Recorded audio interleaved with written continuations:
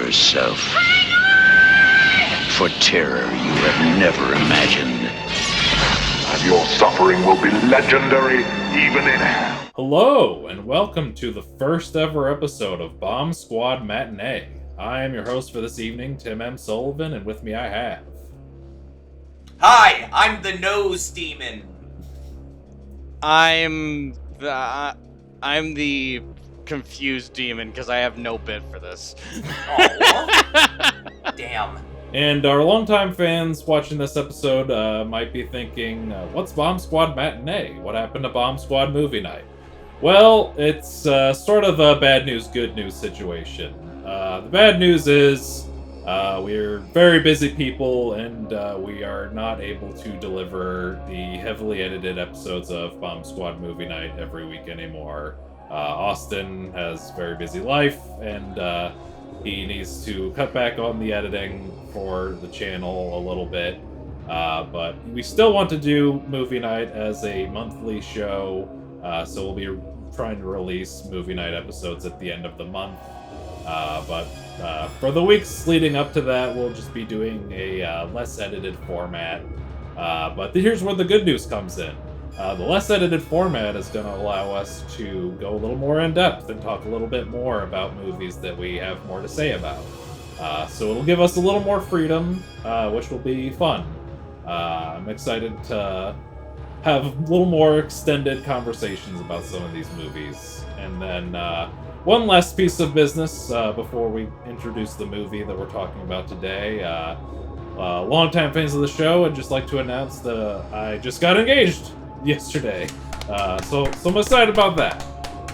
This is going to be a pretty good weekend. And much like Clive Barker's mother, when she first watched the original Hellraiser and saw her son's name in the title cards, that's the happiest this show's going to be for the next hour and a half or so, because we're going into hell!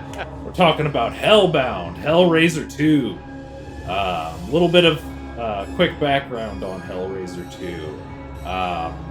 This, of course, is based on the Hellbound Heart, the original novel by Clive Barker, which adapted into the 1987 film Hellraiser that he wrote and directed.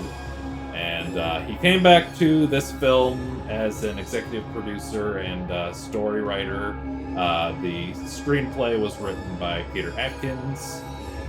This was directed by Tony Randall, who is primarily an editor, from what I can tell on IMDb. He had worked on the original Hellraiser as an uncredited editor.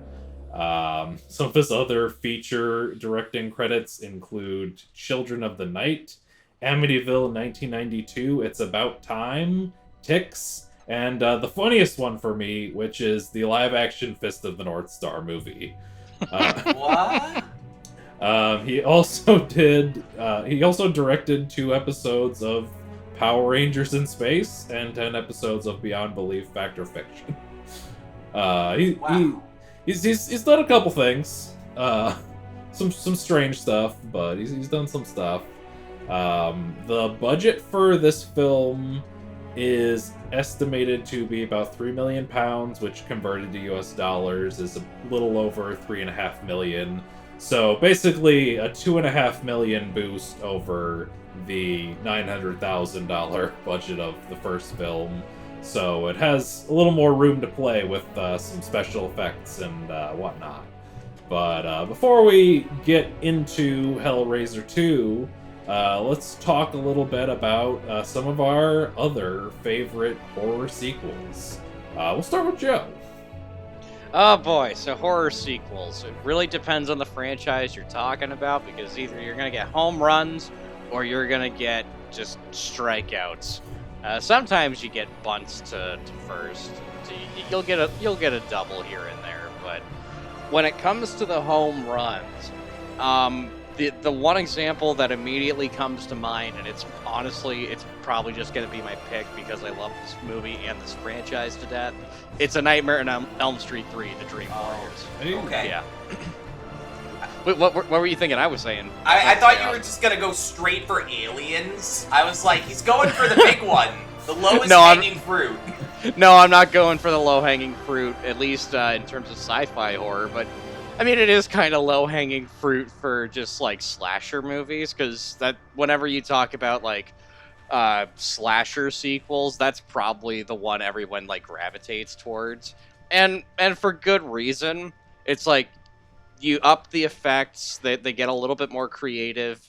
I think that's the movie that pretty much captured, like, the best version of Freddy, where it's like, he's got the one-liners, he's got the quips, he's got the personality, but he's still genuinely terrifying still. He doesn't fucking become Bugs Bunny yet. That'll be saved for fucking Freddy's Dead, the Final Nightmare. He has the power glove! He has the power glove. You have the return of Nancy, and she's fucking fighting back. It's the Laurie Strode before Laurie Strode. She's training these mentally disturbed children in this hospital. Mentally disturbed. No, they're just tormented by Freddy, and she teaches them how to fight back against him, which that's a bit different for a lot of the slasher sequels. A lot of it is just running away and then just defending yourself the last minute. No, they're prepping for battle, baby. They know what they're up against. They know they need to stop him. And you get like really cool like X-Men-esque like dream powers from some of these kids. Those kids have a lot of personality. Two of them, one of them's a doctor, but one of the kids in the hospital, two of those people would go on to be big stars. You might know them by the names of Lawrence Fishburne and Patricia Arquette.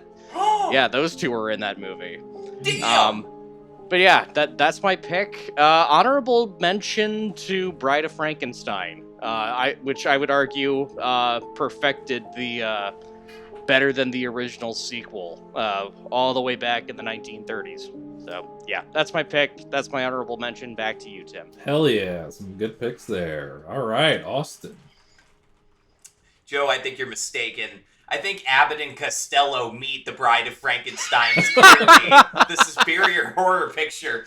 I'm just gonna like throw these out there like pizza pies and see if you guys agree. Phantasm 2. Anyone in the room seen Phantasm 2? Oh yeah, that one's a bomb. I haven't seen Phantasm 1. Right, I Phantasm 1, kind of crazy, like, 70s weird shit going on. Phantasm 2, Universal Studios was like, we'll give you some money, but it was attached to a fishing line with a lot of catches. And they're like, alright, now we're gonna fuck with you using test screenings. But it has a lot of exploding houses. That's like the last thing you expect going into Phantasm 2, is like, them blowing up a lot of houses. I've heard good things. How do we feel in this room? Exorcist 3 Legion. You guys seen that? That one, yeah. That fucking rules. I agree. I was of the camp for a long time. You should not make a sequel to The Exorcist. It's too good. William Friedkin, too good. You cannot imitate his mojo.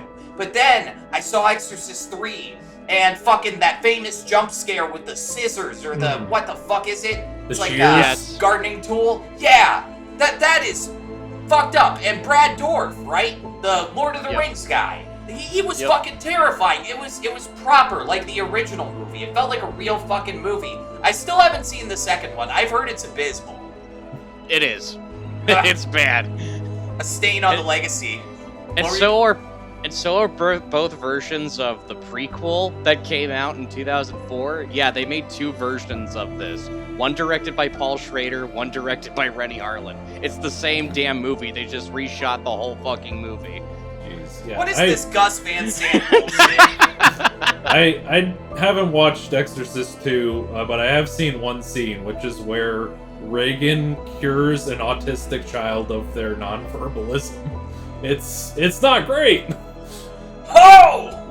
Yeah, I figured we ought to bring it up because guess what's coming into theaters soon? I think maybe this month. Remember the trailer? We were all sitting in front of Oppenheimer, ready to watch Oppenheimer, and then the Tubular Bells song started playing? That's right, Blumhouse, Exorcist, Believer. It's coming out soon. What's the high-low on that?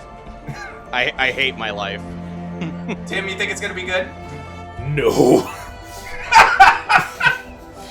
I did enjoy the trailer just fucking with people in front of Oppenheimer. They weren't ready for Exorcist imagery. I did appreciate them referencing the band Exorcist trailer, where it's like all kinds of like weird posterizing black and white effects. But for the most part, yeah, it does kind of look like ass. And now to answer the question, For my fucking money, I think that Rec 2 might be that perfect intersection for me between how hyped I was for a sequel and how good it actually turned out. It directly follows the last film, adds on the story in a satisfying way, and ups its ante with the action. Are you guys a fan of the Rec movies? Found footage? I think they're Spanish.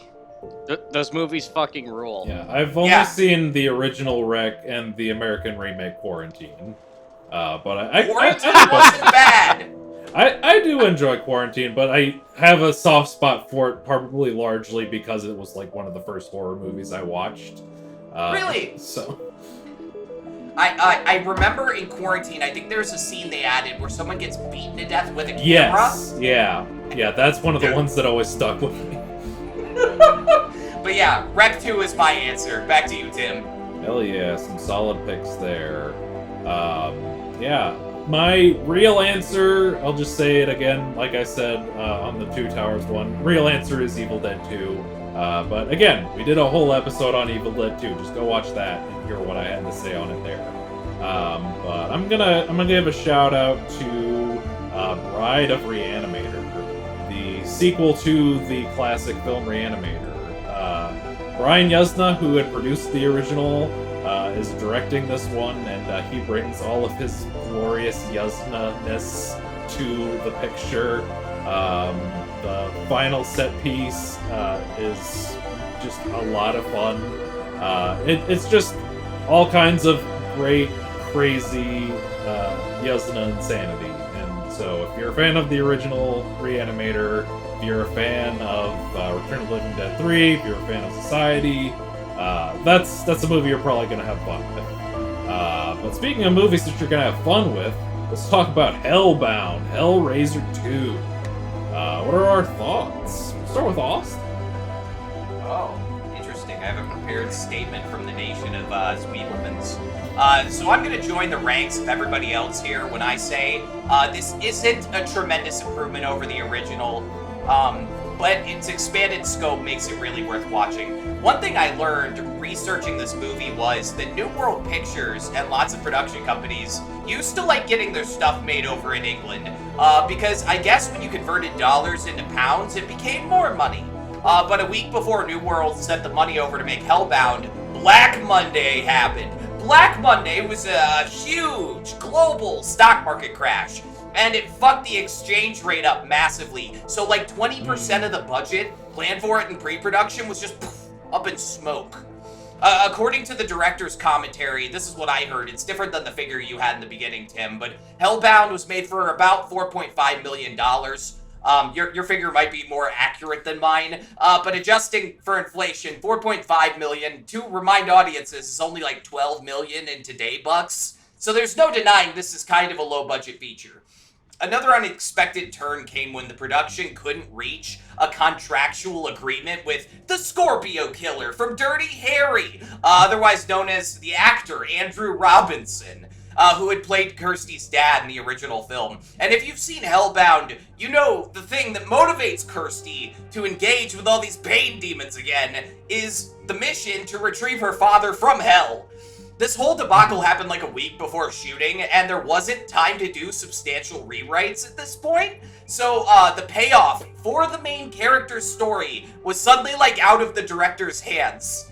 Speaking of the director, Tony Randall, this was his first feature film directing all by himself. There was some Canadian movie he made before, and he was like an uncredited third director.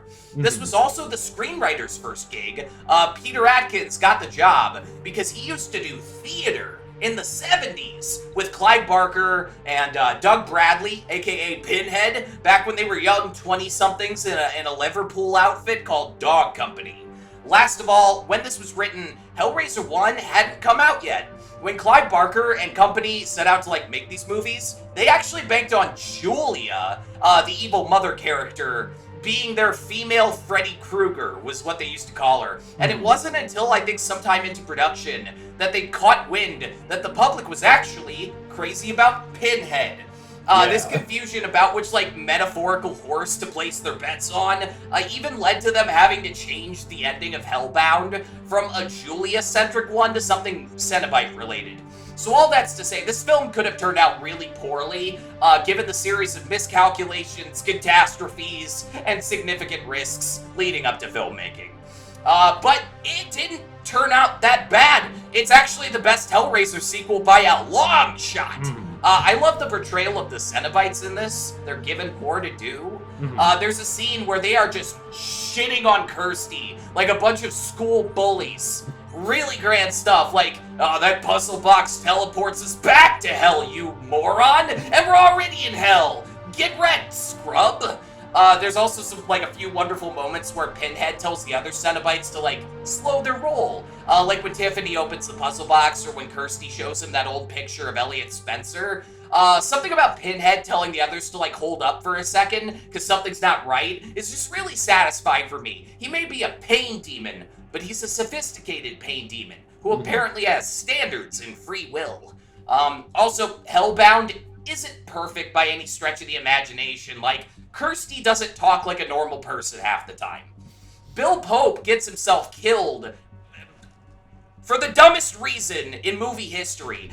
There's a whole missing shot where he tells Kirsty to wait a second before they leave the mental hospital, but they don't show why he makes her wait before they exit out the door. Turns out the movie is missing a whole shot of Dr. Kyle grabbing his coat, which is very silly for, like, a fucking $4.5 million movie. The aforementioned Rescue My Dad plot does have a kind of weak resolution. I agree with the director Tony Randall's point in the commentary that it sort of mucks things up in the grander scheme of things. But none of that stuff outweighs the elements that do work!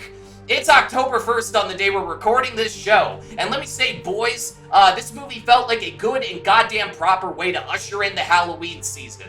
I'd like to give a big shout out to Michael Buchanan's production design. All those eerie sets and the freaky props really hammered home the spooky month spirit in a way that I think most modern horror movies often fail to replicate.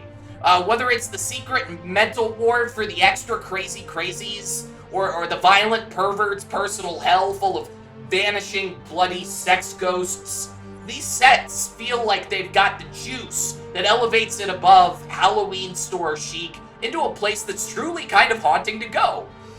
To wrap up my thoughts, Hellbound managed to carry the torch from that the original film lit, with exceptional, borderline transgressive levels of gore, environments that feel truly freaky, and more great material for the iconic Cenobites. It is no masterpiece by anybody's measure, I think, but in the tortured realm of horror sequels and Hellraiser movies, it's easily one of the best.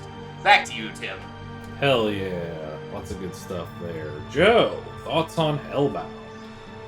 Alright, so I haven't done this in a hot minute. I'm gonna pull up my Letterboxd review. Oh! Because it'll perfectly summarize just kind of how I felt about this movie. Here's what I said on my 3-star review on Letterboxd.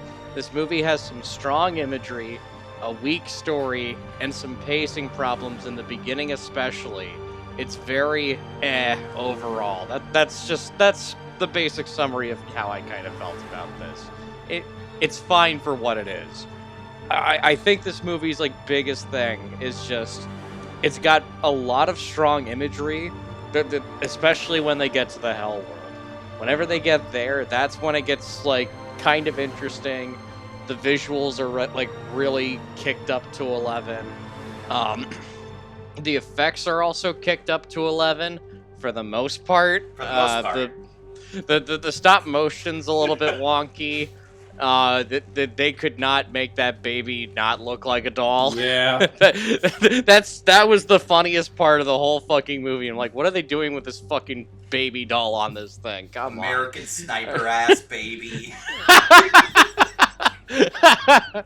God, yeah, pretty much. But outside of that, the effects work is strong. The makeup is probably even stronger. There's some really fucking impressive makeup work in this. With that said, though, I do wish they had a bit of a stronger story to go with it.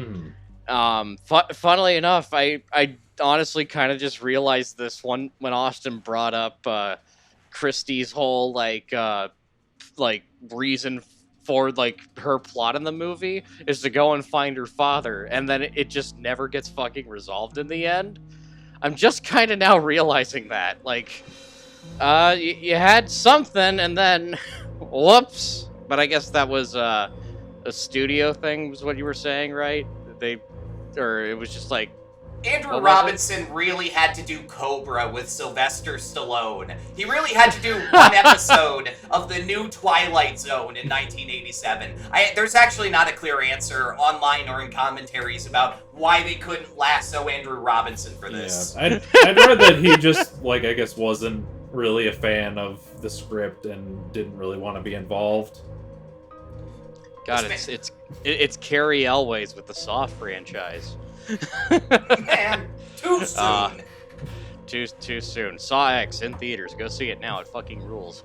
But yeah, there's just plot points in it that aren't as interesting.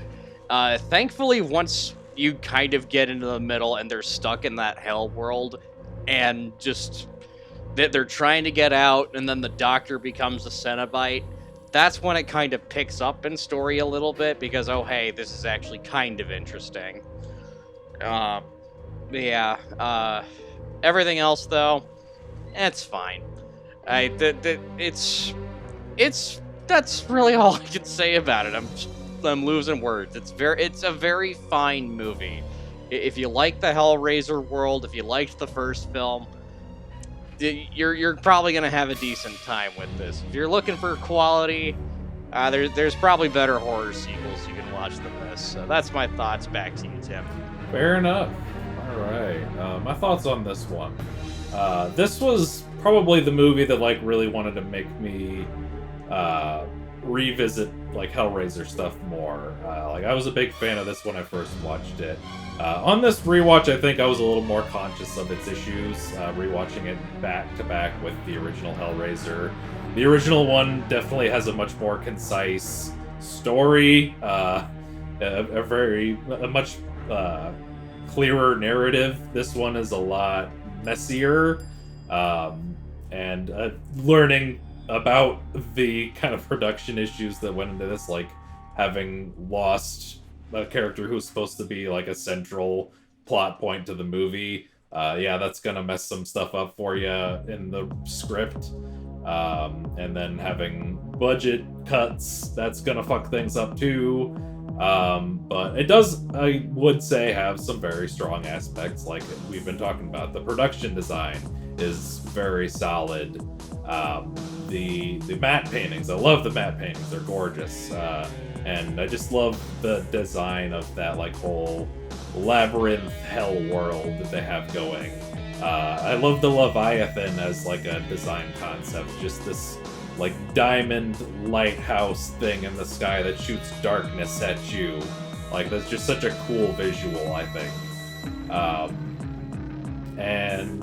One of the things that I think I'm sort of mixed on is like the way that it sort of shows that the Cenobites were humans. Like that's sort of a thing that is divisive with people. Like a lot of people don't like that they sort of demystified the mysterious Cenobites, and I kind of understand that camp, but at the same time, I also kind of like the idea that they're just people who got so lost in the sauce of hell that they mystified themselves.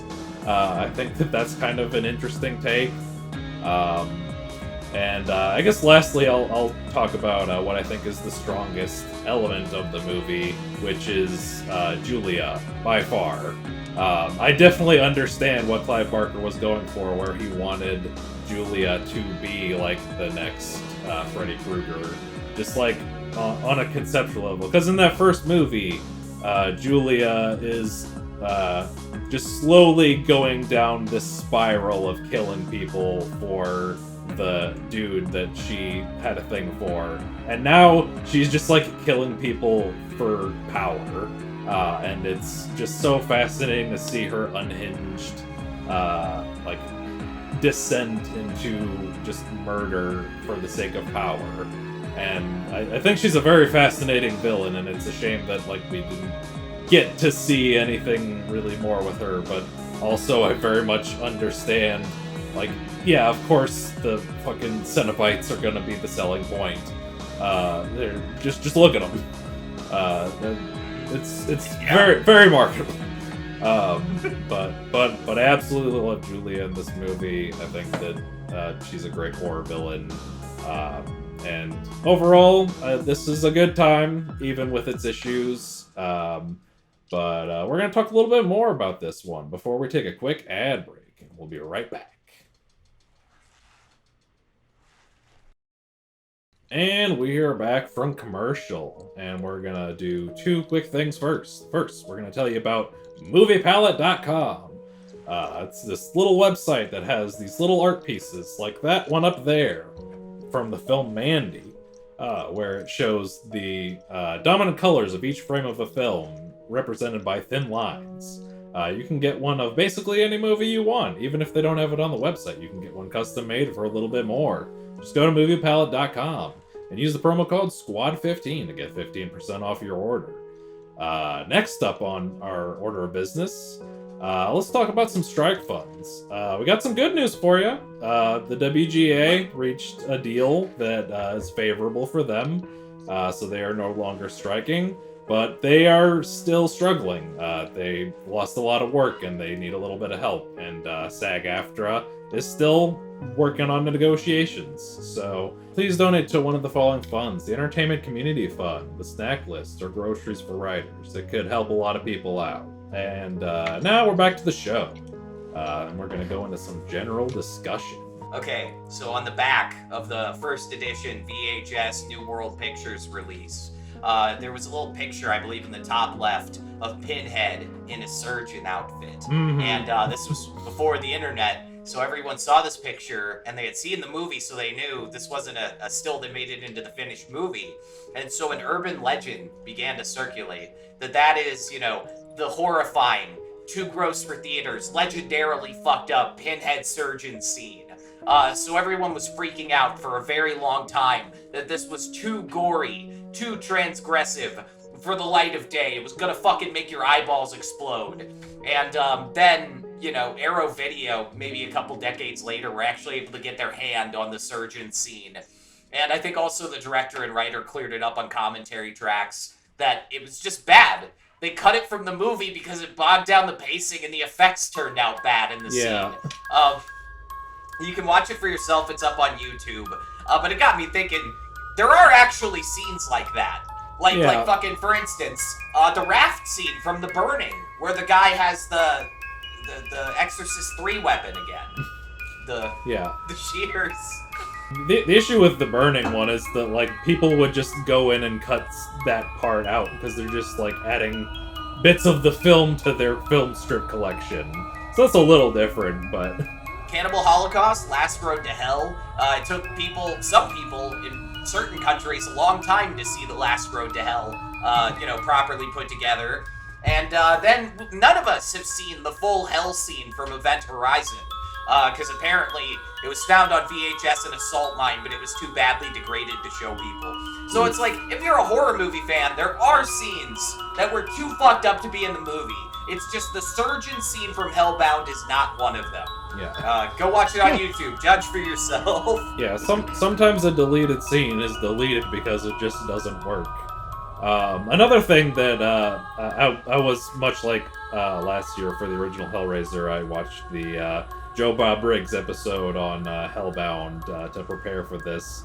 And they're talking about how in that scene where the one patient is just like carving himself because he has the bugs on him, apparently in the original cut, he castrates himself. And they just cut that out of the movie because they were like, if we had it in there, it would be all anybody talked about, and there's so much going on in this scene. That's fair. You know, what was it? The writer, Adkins, was talking about how he felt like a real tough guy after he wrote that scene. He was like, oh yeah, I'm so fucking gross, this is gonna fuck people up. But then apparently watching dailies, like, he had to, like, walk away. Like, he was a little too fucked up by the creation he'd born into the world.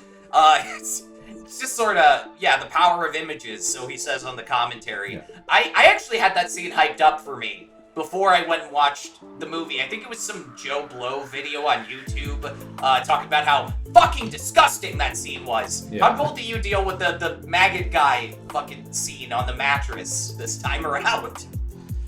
I mean, I've watched it twice in preparation for this, so I think I'd sort of desensitized myself to it a little bit. But it's a little rough. It's a little grody. Yeah, it's pretty grody. I watched this for the first time recently, so... Apparently, fun fact, so you know how Julia, Skinless Julia, is like hopping on him and trying to fucking get him, and it takes a surprisingly long amount of time for her to kill Bug Guy? So that was a reference to an Alfred Hitchcock film called Torn Curtain. Apparently, there's the scene where Paul Newman has to kill a guy. Like, they teach this in film classes sometimes. I've never heard of Torn Curtain before. But it's like this protracted scene of Paul Newman trying to kill a guy, and it takes forever. Because apparently the whole, like, sort of filmic reason that that scene was made that way was to demonstrate how in real life, if you're trying to murder somebody who's, like, fully alert that you're trying to kill them, and you're not, like, armed and equipped properly, it can take forever. Because in that scene, basically all they've got is like a kitchen knife, a couple things to beat him over the head with, and this is a big dude. He doesn't die easy. And apparently that influenced the filmmakers for the Skinless Julia killing Bug Guy scene. Gotta watch that movie. Yeah, it's just some straight up blood wrestling we got going there. I thought the music was also funny. Yeah. Like when she started chasing after him. It just like it's tribal. The kinetic music out of nowhere. One thing I thought I kind of personally vibed with was Tony Randall. He had edited some movie trailers because he had like an editing and VFX background, and the opening montage in this was the last like bit of film he edited himself. Because I guess after that he was too high on the totem pole. But the reason it's cut together like a movie trailer is because that was his experience. He was a trailer editor kind of, or at least he'd done it before. And also, this movie has the weirdest... So these days, we're used to, like, Mission Impossible, like, the fucking IMAX, like, the screen gets bigger. Hellbound has, like, the big, stunning thing where it goes from mono to stereo when the Hellbound title comes up. You know, really gonna fuck up audiences. Suddenly, you know, the left and right speakers are playing different audio. Apparently that was also done in The Road Warrior, but that's how old this is. It's like, oh, we're really gonna knock their socks off. We're gonna switch from mono to stereo. They're on some Beatles shit. High tech, motherfucker. Oh, Detective Ronson, right? The fucking homicide guy who's with Kirsty in the beginning. The guy that is Gold Leader from Star Wars, that guy. Exactly. Gold Leader. I just wanted to bring that up. Yeah. He's so goofy. Yeah. There's also there's a subliminal message in the movie because Tony Randall was a ham radio enthusiast growing up, and they make you learn Morse code if you're gonna operate a ham radio with a license. So he put his like call sign for ham radio in 3 or 4 of the movies he made, and apparently, according to him, I think a commentary track he did in 2000, only one person has ever decoded his call sign and called him up on his home radio. But, like, he's 67 now, boys. But this is, like, the equivalent of, like, he put his phone number in the movie. We gotta learn Morse code. Yeah. We gotta call up Tony Randall. And we gotta send him Morse code for lyrics for Never Gonna Give You Up by Rick Astley. God. Yeah, I read that the Leviathan was doing Morse code for God. Yep. Yeah.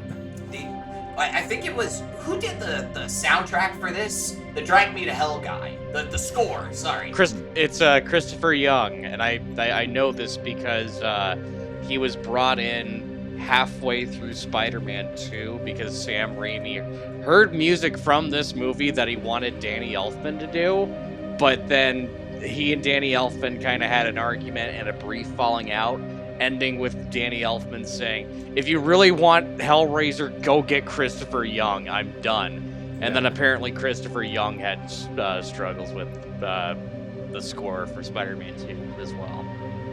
I think probably that started with the Tim Burton 1989 Batman, because according to the directors, there were like people in print saying that the Hellraiser score influenced the Tim Burton Batman score a lot. So I think Danny Elfman has been mad at this guy since before I was born.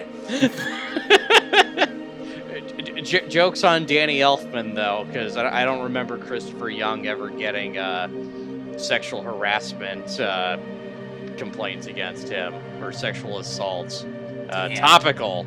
Wait, I thought Little Girls was just a song. Look it up afterwards, Austin. I don't know the full details. I just remember this happened earlier this year. Little palate cleanser. Dr. Channard, the villain, is actually a smushed together version of Dr. Christian Bernard, the real life surgeon, the first guy to perform a heart transplant. Some screenplay fuckery, smart guy shit, I guess. Speaking of that doctor, whenever he becomes a Cenobite and every time he screams, I cannot help but laugh. He has a very silly scream when he's a Cenobite. Yeah. that dude is just hamming it up when he goes full Cenobite, and like, it's hard to decide whether you love it or hate it, but I'm thinking I kind of love it. Yeah, that's where I'm leaning on it too, because it looks like he's at least having fun being a Cenobite. He also had a one-liner that the first time I watched the movie, I kind of like, I was like, oh, that's okay. But it's the one where he's like, and on today's order of business, evisceration. And it really grows on you. Like, the more times you hear him say that line, it's kind of baller, I gotta admit. My recommendation, amputation. So, Ashley Lawrence. Mm-hmm. I think she's kind of a babe. Her boyfriend is in this movie. her boyfriend from the time, Steve Montaglio. Where do you think his parents are from? He pops up around 18 minutes into the movie in the background of the whole shot where he's like, 105 years and he still doesn't know my name. You see this like twitchy guy with headgear, I think is what the director called him on the commentary. But that is Ashley Lawrence's boyfriend from the time. And you can actually find him online. He is an artist, and he has a really cool profile picture where he's wearing shades. But yeah, I don't know if they're still dating anymore, because Ashley Lawrence is private enough about that kind of thing. So, apparently they went on a quest to find a rat. They went to LA and went on a rat quest. There's like a whole commentary track where they had Ashley Lawrence, the director and the writer, and she says all of two things. And one of the two things she said is she really likes rats and took her boyfriend on a rat hunt in LA one time. Fucking wild. Ken Russell showed up to set. Are we fans of Ken Russell in this chat? I need to remind myself who Ken Russell is. Okay, so you know The Who, right? Like yeah. The band The Who. The person who directed the movie of the Tommy album, the Tommy musical movie, was Ken Russell. And he also did this movie called The Devils. I was gonna say he's the Devils guy. I just pulled up his letterbox. Yeah, apparently the production designer, Michael Buchanan, had worked on his, I think it's 1986 film Gothic. And so he like roped him over to the Hellbound set one day. And Ken Russell was all smiles. He looked like he was happy. And then he went to badmouth Hellraiser in his fucking 1989 book, a British picture and autobiography. He said the gore was unnecessary in both of these movies. So, yeah. Anybody can be two-faced. Even the guy who directed The Devils. God. Yeah. This motherfucker. Did you guys know Imogene Borman was 16 when they filmed this? That girl, that child, Tiffany, is 16. That sounds about right. Yeah, that does sound about right. I thought she looked like 10. But apparently, because she was a 16-year-old and not a 10-year-old as I had estimated, whenever she'd get, like, flurried on set, like some bad production shit would happen, she'd run off and start smoking cigarettes real fast. And I guess some of the crew, because she was so fucking young, thought it was kind of silly seeing this fucking child smoking cigarettes on set. Yeah, that's how it would be on the Hellraiser set, just children smoking. Fucking, there's one map shot in here where they actually had to film the plate on the 007 stage the 007 stage in Pinewood was the largest, like, sound stage in Europe at that point. So when you see those people walking through the Hell Labyrinth map painting, they had to at one point utilize the biggest guns they had to get them walking that small in the frame, which is neat. Yeah. Good thing they had that. Oh, I believe it. Like, watching that scene, it's just, like, kind of, like, astounding, like, trying to figure out how they did that. Yeah, really solid optical work. Although I'm sure when we get the 4K later this month, it's... maybe it'll hold up, maybe it won't. You never know with opticals, especially on a $3.5 million budget. Did you guys hear a set caught fire in this movie? I did not. Guess which set caught on fire. Take your pick. Oh. I'll give you a hint. It was the the one one- with all the candles. I was gonna say, is it the one that actually catches fire? So, I guess those candles might have been paraffin wax candles, but, like, there was this giant buildup of wax, and the whole set went, like, fucking up. And, the actress who played Julia, I think her name is Claire Higgins, her back got burned in this giant fireball, and she was pissed. She was pissed at the director forever after that. She wasn't, like, mutilated or anything, but, you know, there was, like, some redness for a couple days.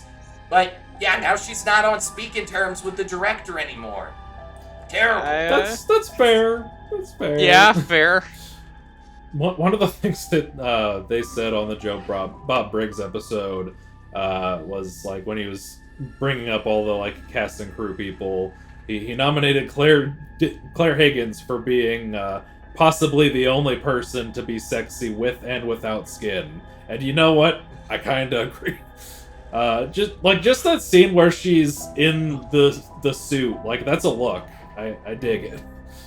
Those blue eyes were startling. Yeah. I love the contrast to the blue eyes with the red all around her. Yeah. You know, people really hype up the movie Martyrs because it's got one skinned person at the end. Hellraiser deserves more credit. Yeah. For how many skinless people are casually in this movie. Yeah. I remember one time I was on an image board, you know which one, unfortunately, and I saw the picture of the I'm in hell, please help me thing, the hallucination Kirsty has in the hospital, and I was like, this is the most grotesque, fucked thing I'd ever seen, and I would have never guessed it was like, you know, I would have thought it was like from some like extreme underground horror film, not a Hellraiser sequel, but clearly I had misunderestimated Hellraiser. And now it's been memed as the help me, I'm all sticky. Oh! I've never seen that.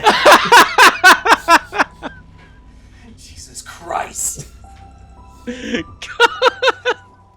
I was talking about earlier, Kirsty doesn't talk like a normal person. I almost wanted to call it like she has protagonist in a found footage movie syndrome. Because like you can tell from like the first line she has talking to the homicide cop, she's like, who the fuck are you? And like when it's revealed her clothes aren't in after she like takes a shower, she's like, shit! Like fuck! And she seems like she's like on edge, like withdrawing from heroin levels of on edge. It's a weird way to write that character.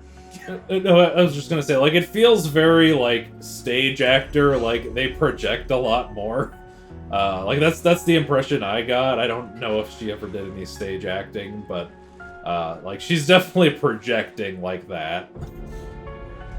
This movie also, I don't know if there's a word for this on TV tropes, but this happens a lot in like Blumhouse, like Conjuring movies. So you'll have these demons and entities that are established as like real deadly. They're slicing people's arms and heads off and shit. But then when they encounter a character who's not supposed to die, their main method of attack is throwing them. Like you will watch like the Cenobites in this fucking, you know, mutilate people, stabbing them in the face. The people who aren't the main characters, no chance. They're getting fucking diced. But then like a Cenobite grabs Kirsty and it's just like, here you go, eat. And I just always think it's funny in movies when they do that. It's like, man, the main characters of movies are so lucky. The worst thing that ever happens to them is they get chucked into a wall. Yeah. Good for them. Yeah, like, I was reading something that was like about sort of people's reception to the Doctor killing all of the Cenobites towards the end.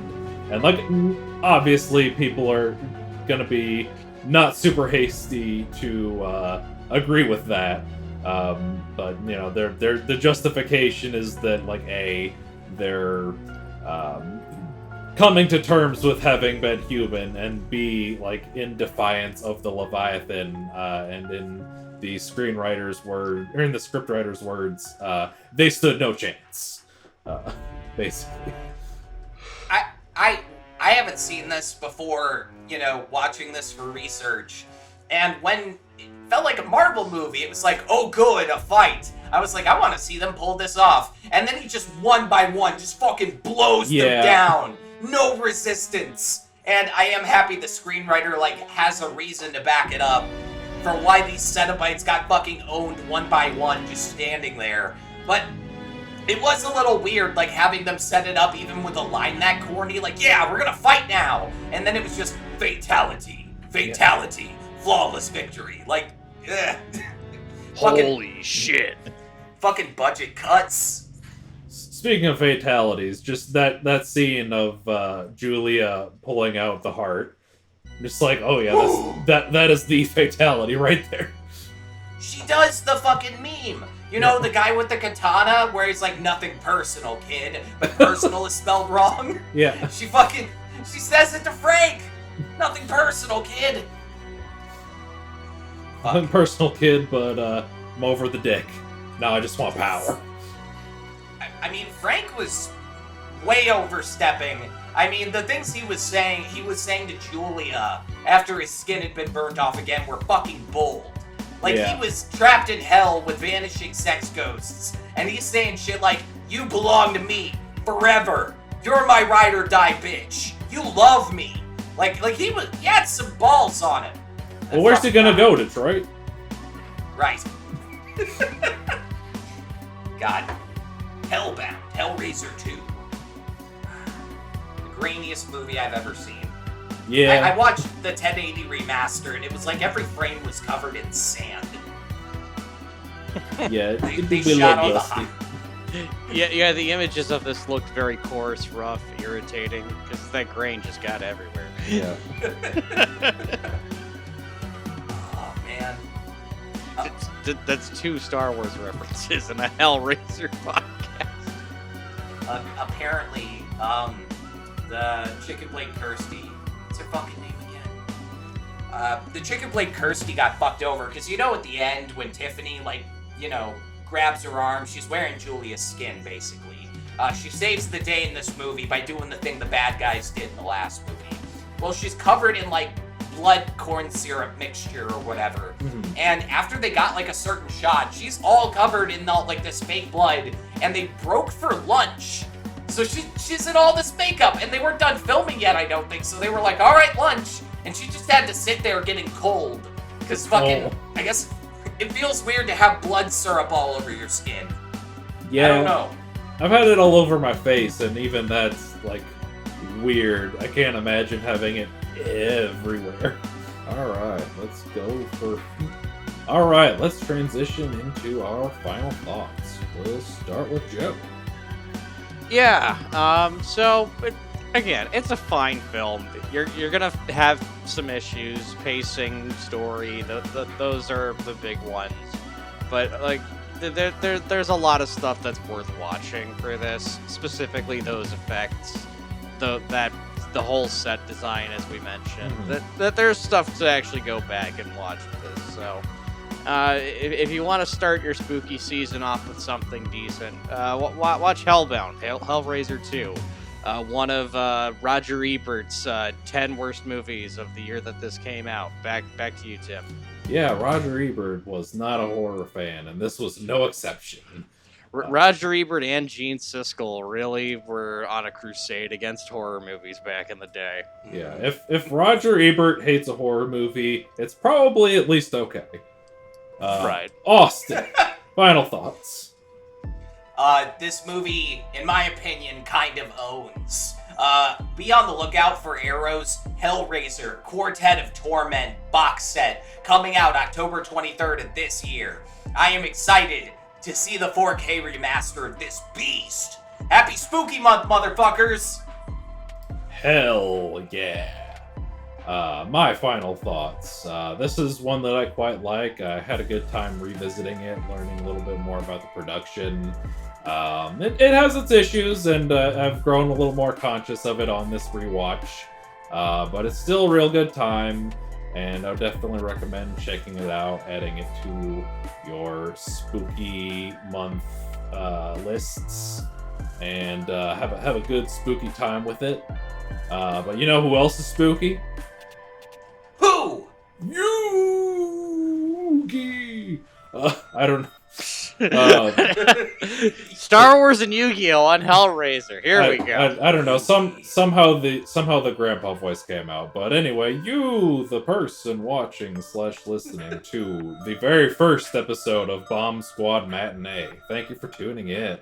If you're listening on the audio platforms, please give us a review or rating, thumbs up.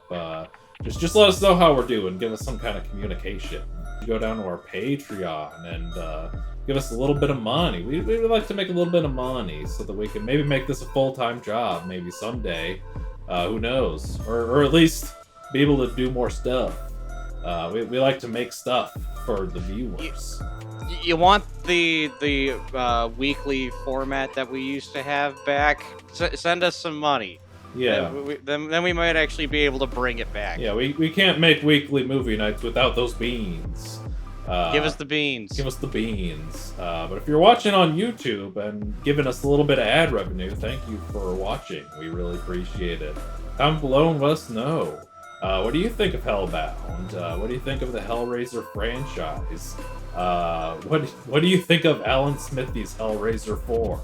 Comment below and let us know. And while you're down there, hit the like button if you like the video. Hit the subscribe button if you want to see more. And hit the bell icon, or your suffering will be legendary, even in hell.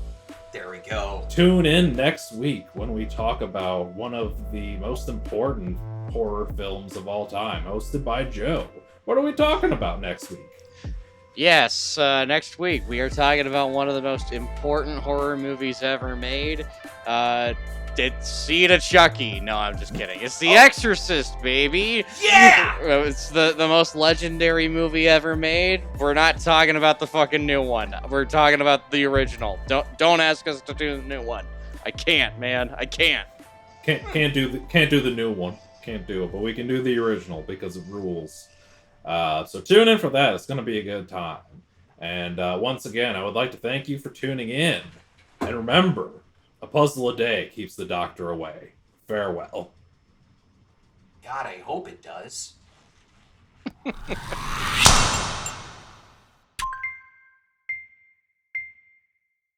slid my ticket across the table and I said, "Sorry guys, I gotta see about a girl."